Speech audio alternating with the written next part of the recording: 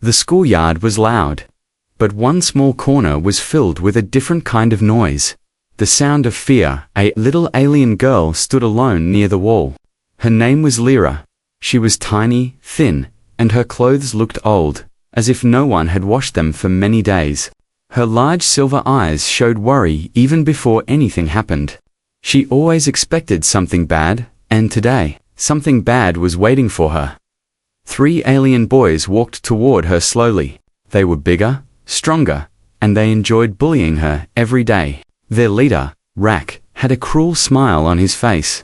He kicked a plate toward Lyra. The plate slid across the ground and stopped right at her feet.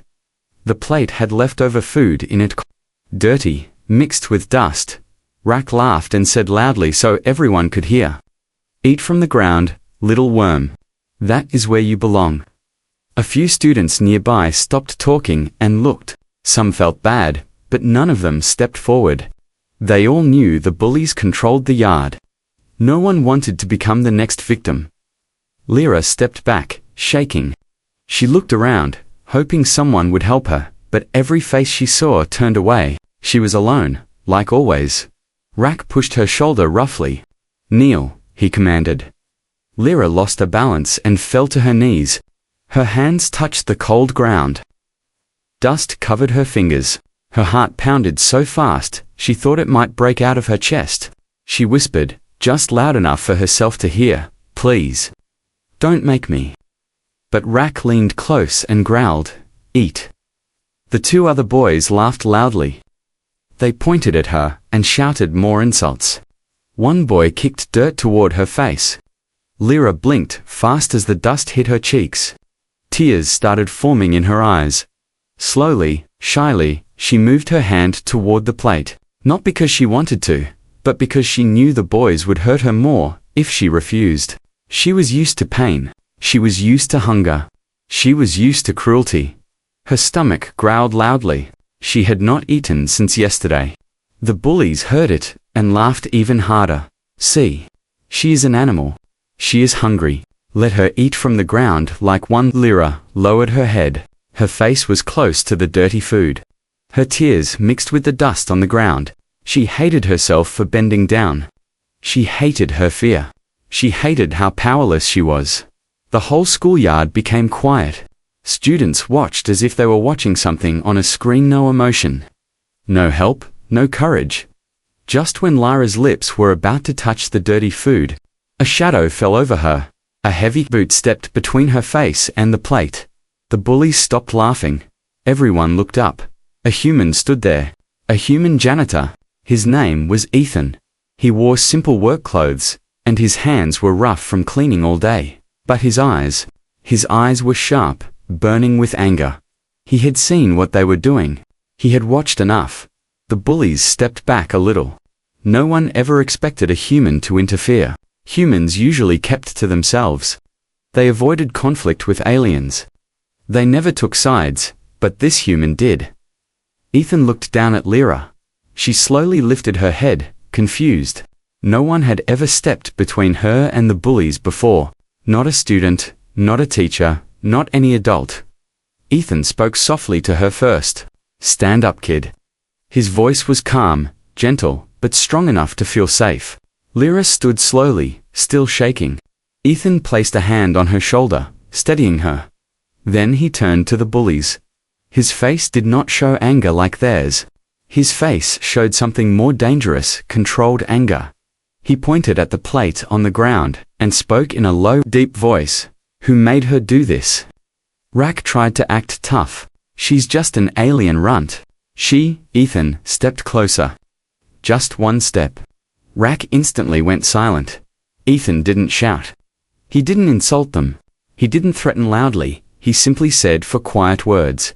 "Leave her alone. Now." The words were soft, but they shook the bullies more than any scream. The yard went silent. Even the wind seemed to stop moving. Rak swallowed hard. The other boys stepped back. And then they ran. Students whispered in shock. A human protected her. No way. Why would he do that? But Ethan didn't care about the whispers.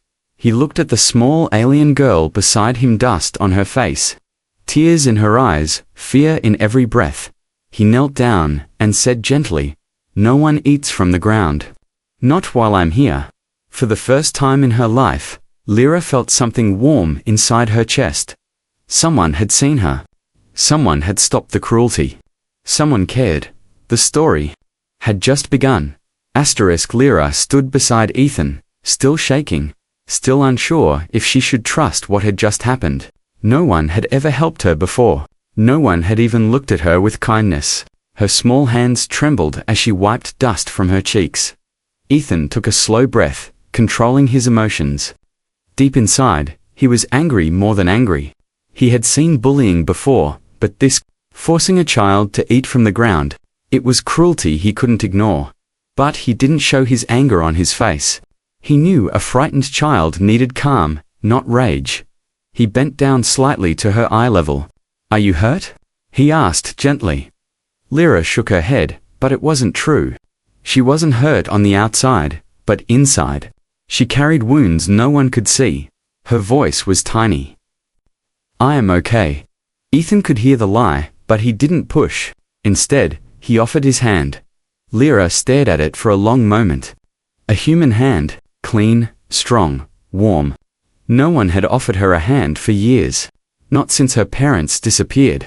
Slowly, she placed her small cold hand into his dot. Ethan smiled. "Let's get you away from here." As they walked across the yard, all eyes followed them. Students whispered, shocked. No human ever steps into alien fights. Why did he help her? Is he crazy? Even teachers peeked from windows, confused but afraid to involve themselves. Lyra walked close to Ethan, almost hiding behind him. Every few steps, she looked up at him as if checking if he was really there, checking if he would suddenly walk away. Like everyone else usually did, he didn't. When they reached the shaded area near the school building, Ethan stopped and gently turned her toward him. "Tell me your name," he said. Lyra," she whispered. He nodded. "Lyra, I'm Ethan. I'm the janitor here. I clean floors, repair things, sometimes scare bullies." He smiled a little to make her feel safe. Lyra did not smile back. She didn't know how to smile easily. But she didn't look away. Ethan noticed the dust on her clothes and how thin she looked. Her bones were almost visible through her sleeves. Her hands were small but rough, like she worked more than a child should. He frowned slightly. "When did you last eat?" Lyra lowered her head. She didn't want to answer. But Ethan waited patiently. "Yesterday," she finally whispered. He blinked. "Yesterday morning." She nodded. Ethan's single quotes as jaw tightened again. A child starving in his school. And no one cared enough to notice? He stood up. "Come with me," Lyra panicked. "Are they coming back?" "The boys." Ethan shook his head firmly. "Not today. Not while I'm here." Lyra followed him through the school hallway. Students moved aside, staring. Some looked curious, some confused, some even annoyed that a human was helping an alien. But Ethan didn't stop. He didn't care. He pushed open the cafeteria door. When Lyra saw the room, she froze at the entrance. She remembered all the times she was shoved out of it. All the times cafeteria workers told her, "No food without payment." All the times students mocked her for not having credits. Her body refused to move. Ethan noticed her fear. He gently placed his hand on her back. "Nothing will happen. I promise." Promises meant nothing to Lyra. She had heard many empty ones. But something in Ethan's voice felt different, real. She took one small step inside. Ethan walked to the counter. Pulling out his ID card, he ordered a tray of warm food soup, bread, fruit. Simple food, but more than Lyra ever ate in a week. When the tray was ready, he placed it on a table and pulled out a chair for her. "Sit," he said with a gentle smile. Lyra sat slowly, like she expected someone to yell at her any moment. She looked at the food but didn't touch it. She kept her eyes on the door, scared that the bullies would appear again. "Eat," Ethan encouraged softly. "You're safe here." Lyra hesitated. Her fingers trembled.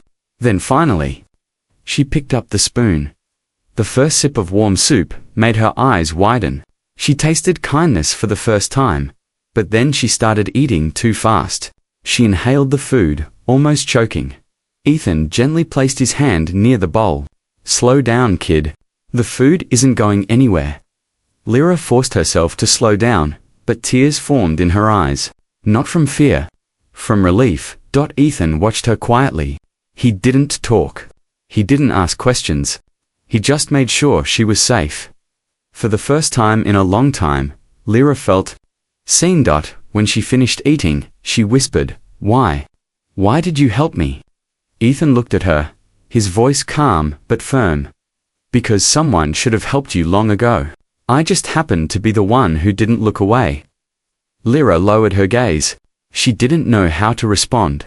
No one had ever spoken to her like that. And for the first time in her life, she felt a small spark of hope.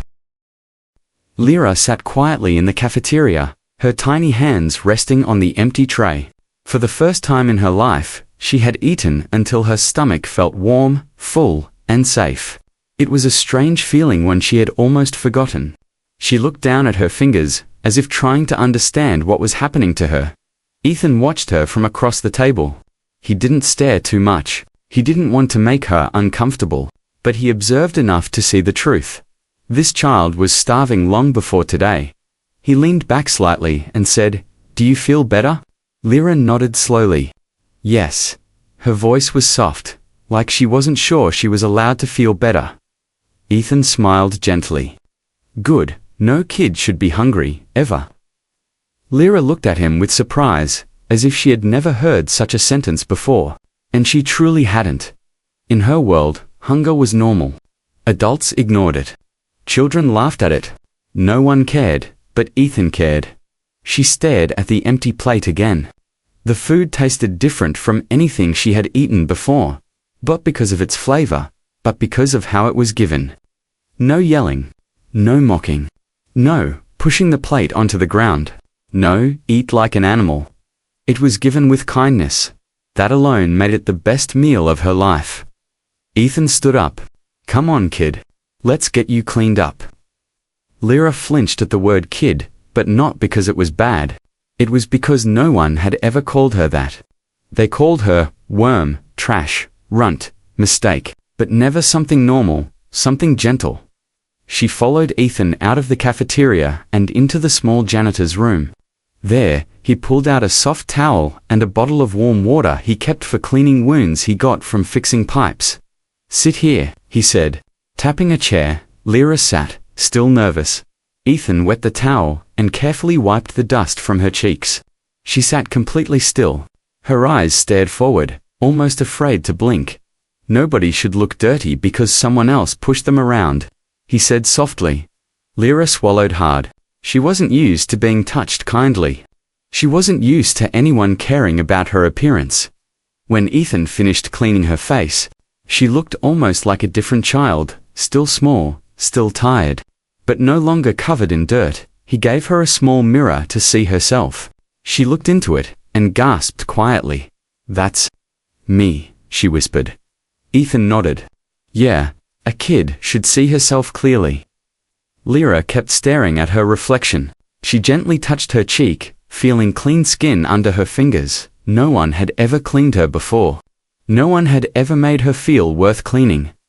Ethan noticed her thin arms and bruises. "Did those boys hurt you before today?" he asked. Lyra nodded without looking up. "And teachers?" he asked. "They don't look," she whispered. "And other children? They laugh, or walk away." Ethan took in a slow breath. Anger rose in his chest, but he kept it under control. He didn't want to scare her. He wanted to fix the world she lived in. After a long silence, Lyra spoke again. Her voice trembled slightly. "Why do you help me? I'm not human." Ethan crouched in front of her so they were eye level. "So what?" he asked softly. "Does that change the fact that you're a child?" Lyra blinked, confused. "You're small," Ethan continued. "You're scared. You're hungry. You're alone. It doesn't matter if you're human or alien. You deserve help." Lyra's breath caught in her throat. She had never heard anything like that, not from adults. Not from her district. Not from anyone. Tears slowly filled her eyes. Are you? Are you going to leave me now? She asked, almost choking on the words. Ethan shook his head. Not if you don't want me to. Lyra tightened her fingers around the towel. She couldn't understand why this human was different. Why he didn't look away like everyone else. Why he treated her like she mattered.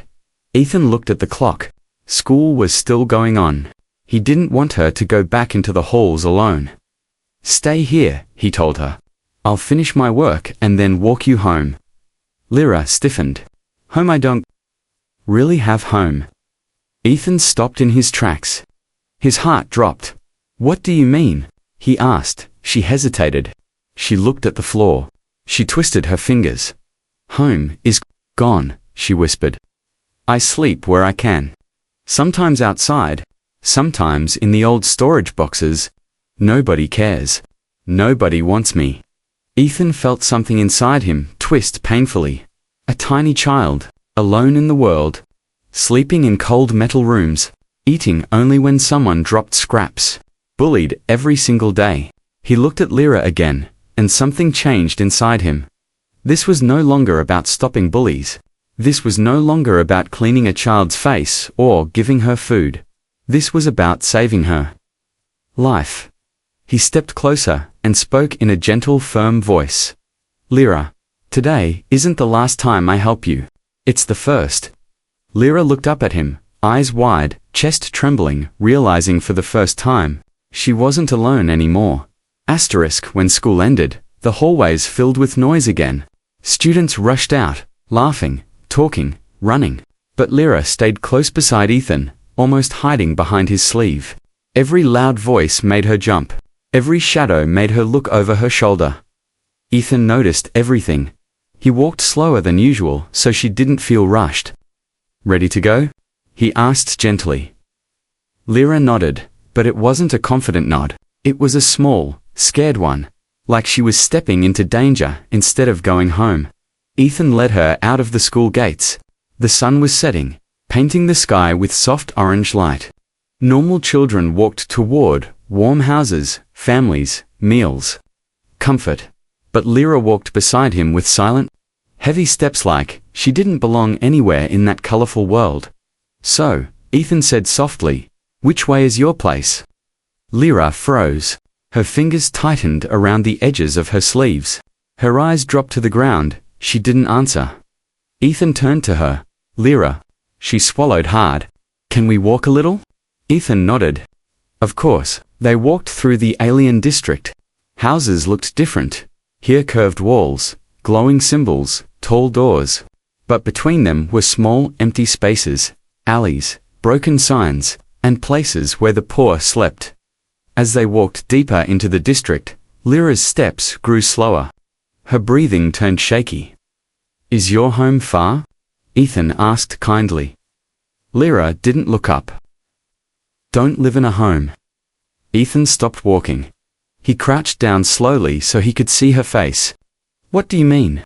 Lyra bit her lip, holding back tears. She had kept this secret for a long time. No one ever asked her anything. No one wanted to know. But Ethan was different. And the truth finally slipped out. My home burned. 2 years ago, she whispered. My parents didn't come back from work. People said they were dead. No one claimed me. No one wanted to take a child who eats little and works slow. Ethan felt his chest tighten. You live alone? He asked softly. Lyra nodded, double quotes, where? She pointed toward the back of a row of shops. Behind there they walked slowly until they reached a small pathway leading behind the buildings.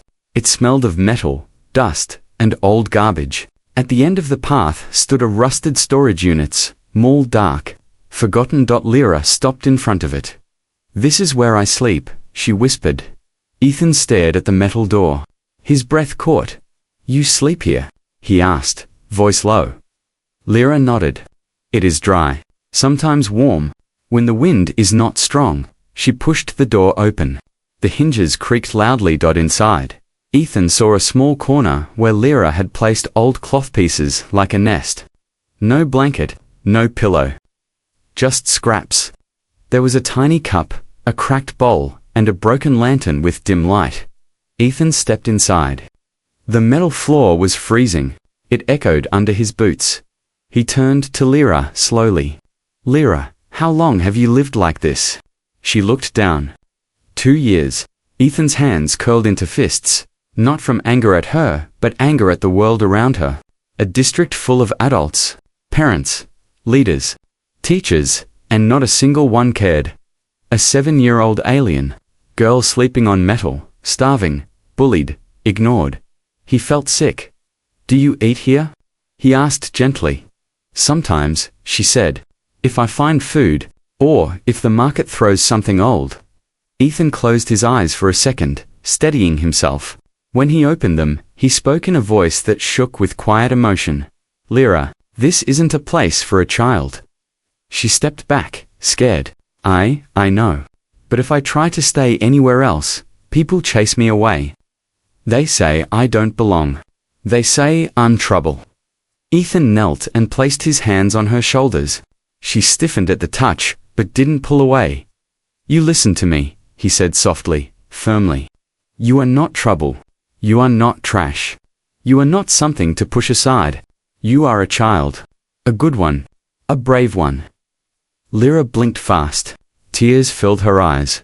"No one ever said that before," she whispered. "Well, someone should have." Ethan replied. Silence settled between them. A deep, heavy silence full of truths, too painful for a child to carry. Ethan looked around the tiny storage unit again. He knew what he had to do. He knew that after seeing this, he couldn't walk away. He stood up and extended his hand toward her. "Lyra, you're not sleeping here tonight." Lyra froze. She stared at his hand with fear and hope mixing in her eyes.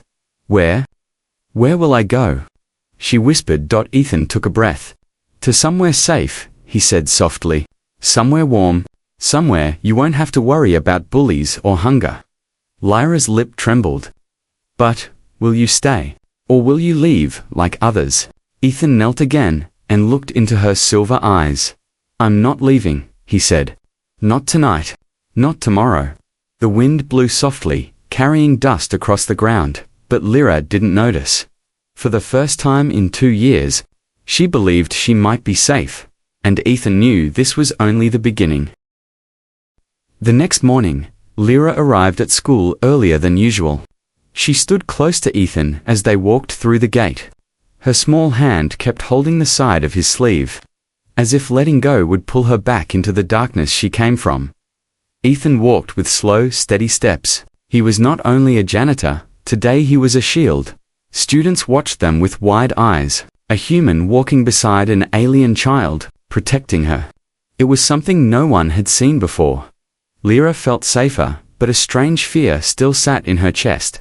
She kept glancing over her shoulder. She knew the bullies would not forget what happened yesterday, and she was right. They were waiting, not just 3 this time. 8.8 alien boys stood in the middle of the yard, blocking the path. Their leader, Rack, looked angrier than ever. His eyes burned with humiliation. Yesterday, a human had made him run like a coward. His friends mocked him for it, and he wanted revenge. Ethan noticed them immediately. He felt Lyra's hand tighten on his sleeve. She took a small step behind him. "Don't worry," he whispered to her. "I'm here." Rack smirked when he saw them. He crossed his arms and stepped forward. Well, he said loudly. "Look who came back, the freak, and her pet human." Students nearby gasped. Some laughed nervously. Some stepped back, waiting for the fight. Lyra hid behind Ethan, shaking. Ethan inhaled deeply. He didn't want violence. He didn't want fear, but he was not going to let these boys hurt her again. He stepped forward slow, confident. "Move aside," he said calmly. Rack laughed in his face. "No. Today, we finish what we started. That runt needs to learn her place." Ethan tilted his head. "And you think 8 of you will scare me?" Rack clenched his fists. "We're not scared of a human janitor." Ethan took 1 step closer. 1 single step. The group instantly tensed. They didn't expect that. Then Ethan said, in a voice sharp enough to cut through the air, "Touch her." and you'll answer to me." The words were quiet, but each one landed like a punch. Rack's smile faded. He didn't like how fearless Ethan was. He didn't like that a human someone he believed was weak stood strong in front of all 8 of them. Rack pointed at Lyra. "She doesn't belong here. She's a waste. She eats our resources, takes space in school, and that's enough." Ethan snapped. His voice wasn't loud, but it held power. Rack stepped closer to Ethan, trying to appear brave. "You think you can stop us?" "We are 8, and I am 1, Ethan replied. "Sometimes 1 is enough." Students around them whispered in shock. Aliens didn't expect humans to speak like that. Humans usually avoided conflict with alien youth. But this one wasn't scared. Rack signaled his friends. "Spread out. Don't let him take the runt away." The boys moved into a half circle, surrounding them. Lyra's heart hammered, her breath came fast. She pressed herself behind Ethan. Her body remembered pain, fear, hunger. She felt trapped again. Ethan turned his head slightly. "Stay behind me," he whispered. Then he faced the boys. "You want to fight?" he said. "Fine, but you won't go near her." Rack clenched his jaw. "You really think you can protect her?" Ethan's answer was simple. "Yes." Before anything else could happen, one of the boys rushed forward, trying to grab Lyra. He never reached her. Ethan moved faster than anyone expected. He caught the boy's arm mid-air, not hurting him, just stopping him like a wall. The boy froze in shock. He pulled back, stumbling. More students gathered around now. Teachers peeked through doors, but did nothing. They didn't want trouble with the alien district. Ethan spoke again, but this time, his voice was louder. It echoed across the entire yard. "If any of you touch her, you deal with me first." The bullies stepped back. Not because of fear of violence, but because of the intensity in Ethan's eyes. He was done watching their cruelty, done watching a child suffer, for the first time. The boys realized something important. This human was not weak, he was dangerous. Not because he wanted to fight, but because he refused to walk away. Rack felt the weight of the moment. His courage crumbled. He turned to his group and hissed, "Let's go." One by one, the boys backed away. Students watched in silence. They knew they had just seen something rare, a single human standing up to an entire alien group, not for himself, but for a small, unwanted girl. When the bullies were far enough, Ethan turned round. Lyra was crying silently. He knelt, placed his hand gently on her shoulder, and said, "It's okay. They won't touch you. Not while I'm here." Lyra wiped her tears with shaking fingers. But why? Why do you protect me?" Ethan gave her a small, warm smile. "Because someone should protect you," he said softly. "Someone should have done it long ago." Lyra lowered her head, holding onto his hand. For the first time in years, she felt safe. But neither of them knew that today's fight was only the beginning of a much bigger storm. The schoolyard incident spread faster than anyone expected. By afternoon, every corridor whispered the same story. A human janitor stood against 8 alien boys. A human defended an unwanted alien child. A human made the bullies run. Some students admired Ethan. Some feared him. Some hated him for stepping into alien matters. And some adults, they were angry. When the bullies' parents heard what happened, their pride burned hotter than fire. They stormed into the alien district office, demanding action. To them, it wasn't about their sons being wrong, it was about a human embarrassing their families. "He threatened our children. He interfered where he has no authority. He defended a stray child who doesn't even belong here." That last line cut the deepest when Lyra heard it. By evening, a message reached Ethan. The Alien Council demanded he appear the next morning for a formal hearing. Ethan read the notice with calm eyes. But inside, something twisted. This wasn't just about bullies now. This was bigger, deeper. The system that failed Lyra was now ready to crush him for protecting her. He looked down at Lyra, who sat on a chair in the janitor's room. Her legs dangled in the air, not reaching the floor. When she saw the paper in his hand, her heart sank. "Are they angry?" she whispered, Ethan nodded honestly. They're not happy. She lowered her head, guilt filling her tiny body. Because of me. Ethan crouched down to her level. No, he said gently. Because they don't like being reminded they didn't do their job. That's not your fault, Lyra. None of this is your fault. She blinked slowly. But, will they punish you? Ethan smiled a little, trying to calm her. They can try. For the first time since he met her, a tiny spark of bravery lit her eyes. I'll go with you, she said. He nodded. You should. The next morning, the council hall, the Alien Council building, was tall, decorated with glowing symbols. People rarely went inside, unless there was trouble. And today, trouble waited at the door. Ethan walked in with Lyra holding his sleeve tightly. Many aliens inside stared at them with cold curiosity. A council assistant frowned. Children are not allowed. She stays, Ethan said firmly. This concerns her. The assistant hesitated, but something in Ethan's tone made him step back. They entered the main chamber. A circular room. Tall seats. 7 alien council elders sat like judges. And standing in front of them were Rack's parents, angry and ready for war. When Ethan stepped forward, whispers filled the hall. A human? In our council? Why protect her? What is he doing here? The eldest council member hit his staff on the floor. Silence. Everyone obeyed. That elder looked at Ethan. You are Ethan Hale, human maintenance worker. Yes, Ethan replied calmly. You stand accused of threatening alien minors and interfering in district matters. Ethan spoke without hesitation. I stopped a group of boys from forcing a starving child to eat from the ground. Gasps echoed across the hall. Not shock at the cruelty, shock that a human dared to say it aloud. Rack's father stepped forward. That child is lying. Our boys did nothing wrong. The human is trying to protect an unstable alien girl to hide his own aggression. Lyra flinched. Ethan felt her small hand tighten. The elder spoke. Bring the child forward. Lyra froze. Her breathing turned fast and shallow. Ethan knelt beside her. You don't have to be scared, he whispered. Just speak the truth. She swallowed hard, her eyes shaking. Then she walked forward slowly, like every step hurt.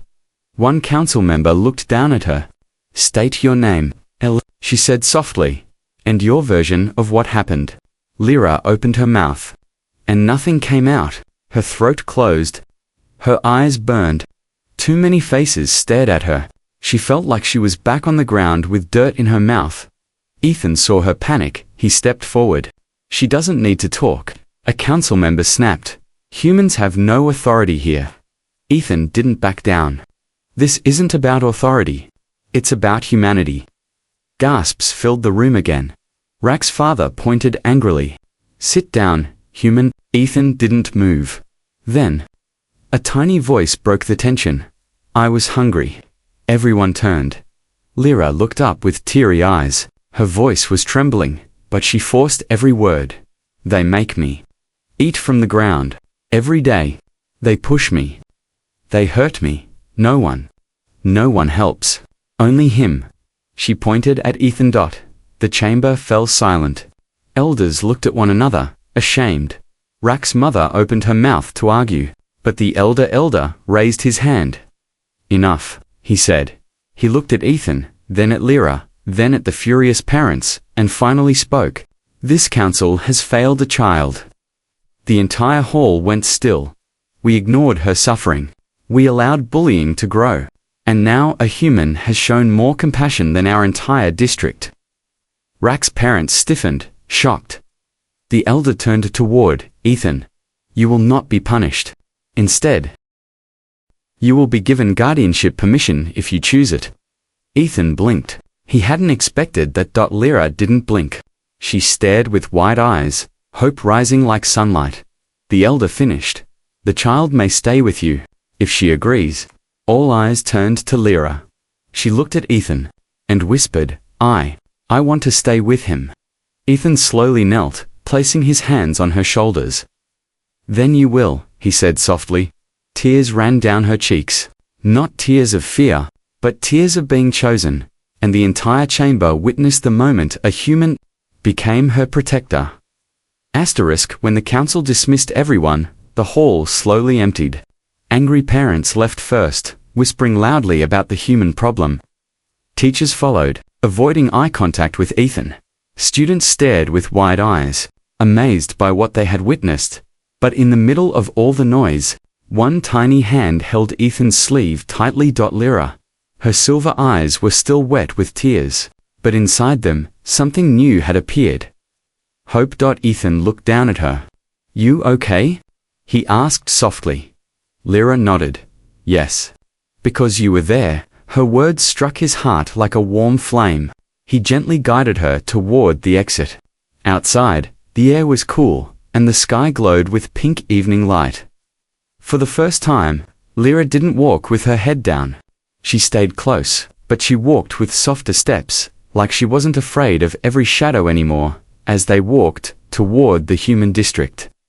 Ethan glanced at her and said, You know, this will change things. Lyra looked up. Change for me. For both of us, he said. The walk to a new life. They walked down the long road leading out of the alien district. Lyra stayed silent, but her eyes kept watching Ethan, as if checking if he would disappear. He didn't. When they reached the human side, the buildings grew shorter, the lights softer, the air calmer. Lyra had never walked in this part of town before. She held Ethan's hand tighter. Is it safe here? She asked quietly. Ethan nodded. Very safe. And people won't push me.